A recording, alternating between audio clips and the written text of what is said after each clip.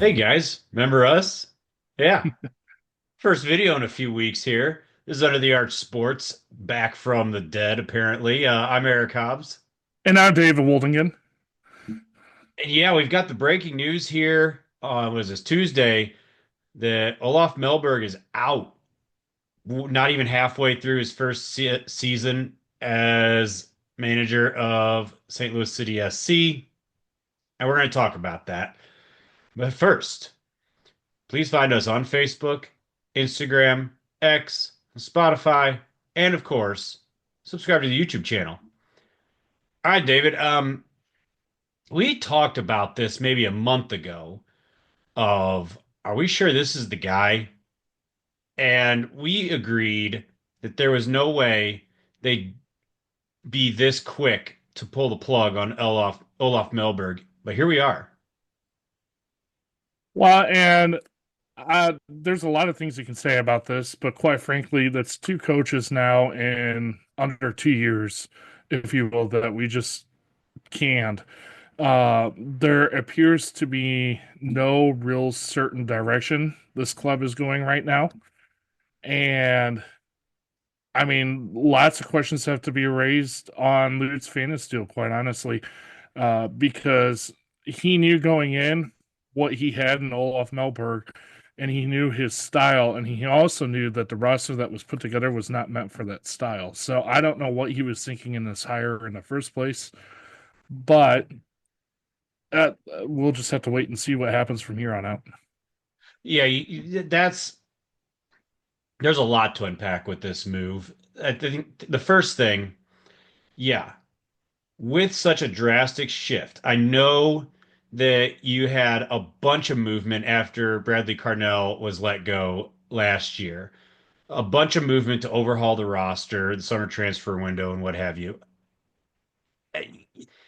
It made the team better, but then you go out and hire Olaf Melberg, who is so defensive that, yeah, it kind of goes against the grain of what you've been doing in terms of roster moves. And then you think, okay, you have this kind of a philosophy. If you're going to stick with it, you got to give him time. If nothing else, to get through the summer transfer window and build shape the roster to match his style of play. And they didn't do that.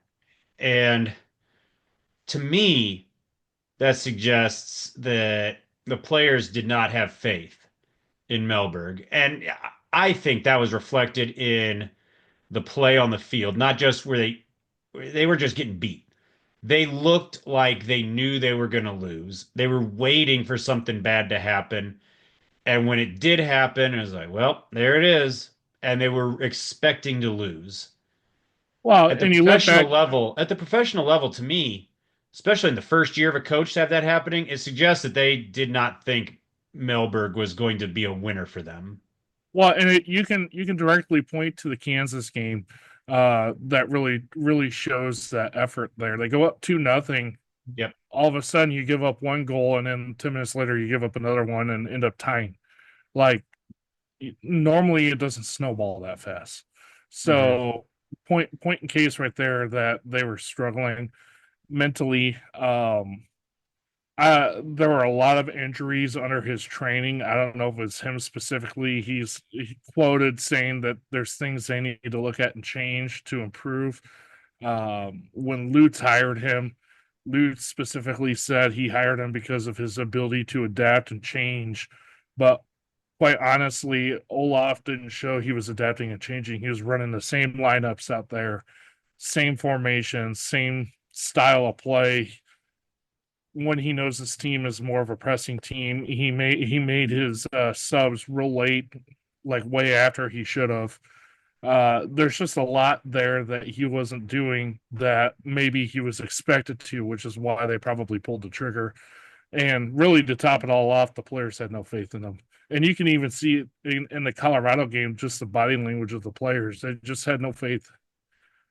Well, and going back to what you're talking about with injuries and practice and so forth, it makes me wonder if his practice regimen was just not suited to MLS. And, I, I don't know, but You have guys who are getting hurt, and it became routine where announcers would talk about it, how St. Louis tried to address it, where the last 20 minutes, 30 minutes of the game, the team is just gassed and the opposition is running circles around them.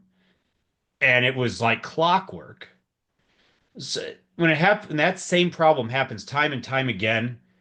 It means either the practices are too intense or the conditioning program is garbage. And it's Well, probably and if not the latter because you're talking about professional athletes who have been elsewhere and been fine. well, and you're talking about the same players for the most part from last year who were high Exactly. pressing all game and they weren't running out of gas. So Right. to me, all these injuries and stuff were the majority of them were happening in practice. So something was going on in practice that was damaging the players' bodies, in my opinion. Yeah. Now, to your point about club identity, St. Louis City has to establish an identity. Here we are. If you include interim coaches, worth mentioning, was his name? David Critchley, up from City 2, will be the interim coach until a permanent coach is found. We'll talk about that in a second. Club identity. You're going on, including interims, more coaches than you have years of existence. All right. Depending on when a permanent coach is found, you may have as many permanent head coaches as years in existence. That ain't it. So, the front office, anybody, whoever's, you know, contributing to these decisions, they've got to decide what kind of identity they want to have. If they want to be a defensive team, if they want to be a pressing team, a possession team, whatever. They gotta stick to it and frankly just battle through any of the growing pains, I think. Otherwise, you're gonna have a dysfunctional organization for years. Well, and the thing you got to look at is this club was originally a high press offense where they catch you before you can even get the ball down the field, which is kind of what's happening to them Yeah. now. Uh, and I think they need to go back to that for one reason and one reason only. If you look at the second team and the academies, I think they're still training based off the idea of the high press. So if you're raising these players like that, you have to continue that style with the main club. Otherwise, what's the point when you're trying to develop these young guys that you hope to bring up and supplement your roster with? So if you're not going to do that, then you really have to take a hard look. And this all goes back to Lutz. And is he really the right guy right now? Because now he's just canned two coaches who were completely polar opposites. And both were kind of surprise fires. I mean, you could kind of see this one coming, but the Bradley Cardinal one, nobody saw coming. Yeah, it all seems very knee jerk and borderline panic. Mm-hmm. There's no. Well, I agree that Olaf probably wasn't going to work out. Mellberg's got to be sitting there thinking that he's just been screwed, not even having half a season to get his thing going. Um, and frankly, doing this twice in a calendar year, you you're kind of risking having a reputation where no coach is going to want to take this job because if things aren't, all sunshine and rainbows in the first 6 months, you're at risk of being fired.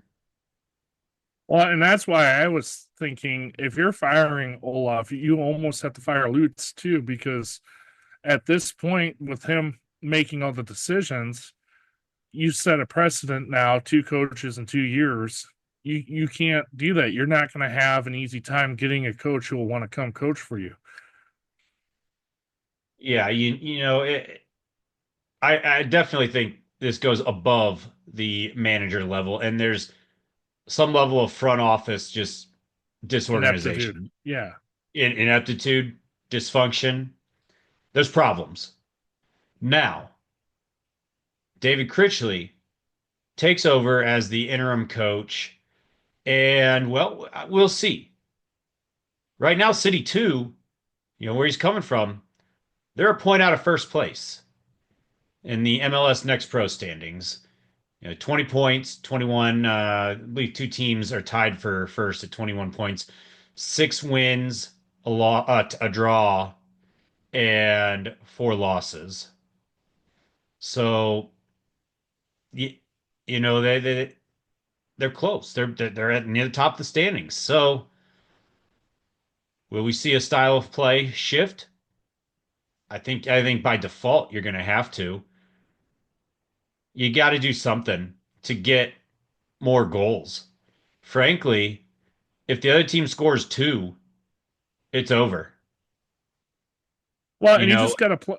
You gotta play the players' strengths. You have players playing yeah. positions they've never played before, and like that's not how you win games. And you change your whole front line to just one or two guys up front, and those one or two guys aren't getting the job done anyway. So, like, you're just gonna have to like throw everything on offense and forget about defense at this point, in my opinion, or just put the guys where their natural position is and see what happens. Yeah, I think the knee-jerk reaction was to go and hire someone as defensive minded as Mellberg, where all you needed was tweaks. You had the personnel to run the high press, quick strike offense. They just were they had problems, but you make tweaks. You don't change your entire style of play necessarily. It can work. Look at Cardell in Philadelphia.